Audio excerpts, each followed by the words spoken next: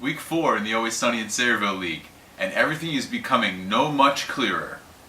This is the weekly update.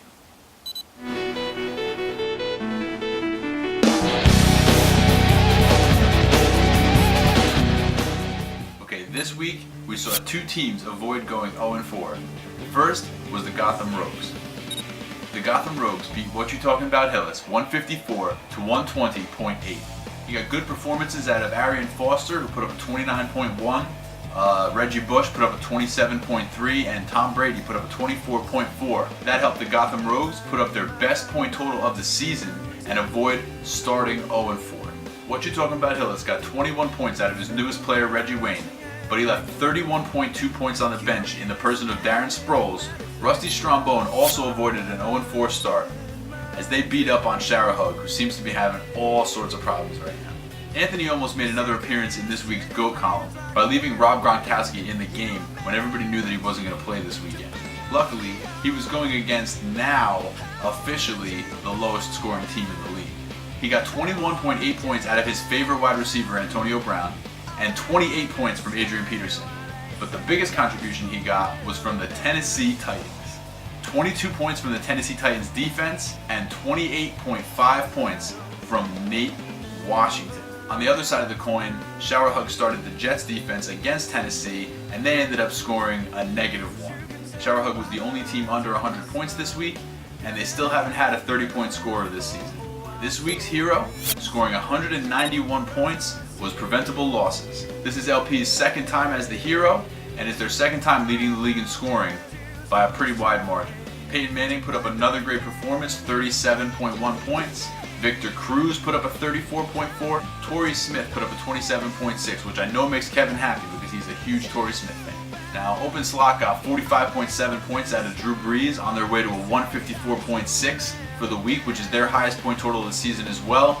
They just had a little bit of bad timing there, running up against 191 points from LP. He also got 25.6 out of Danny Woodhead, and you have to take a look at Open Slot's bench for that week. He pretty much put every single point he had into that game and just came up short.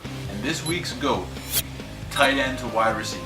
This game was one of the features in last week's key matchups, and it did not disappoint. The final score was within 10 points. The Golden Showers did prevail, 135.2 to 126.1, but you may be asking yourself, based on some of the other performances in the league this week, how did tight end to wide receiver end up as the GOAT? Well, if you watched last week's special, you found out that Phil Rivers was the number 4 overall scoring player in fantasy football. Well, tight end to wide receiver reacted to that by leaving him on the bench this week, where he scored 39 points. Tight end to wide receiver decided to go with Robert Griffin III, who he is absolutely in love with, and I think RG3 put up like a 16, so Phil Rivers goes for 39 on the bench, and that would have given tight end to wide receiver a big win and a 3-1 record to keep pace with Toddler Fight Club in the Porter division.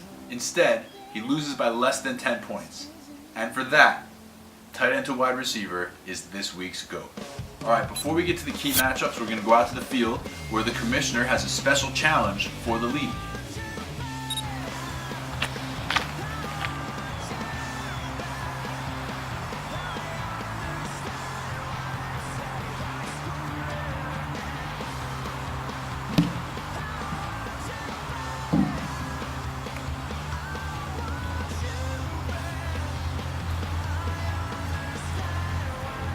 Welcome to the Always Sunny in Sayreville Fantasy Football Field. If anybody wants to come down and take a shot at some target practice, you know how to get in touch with me.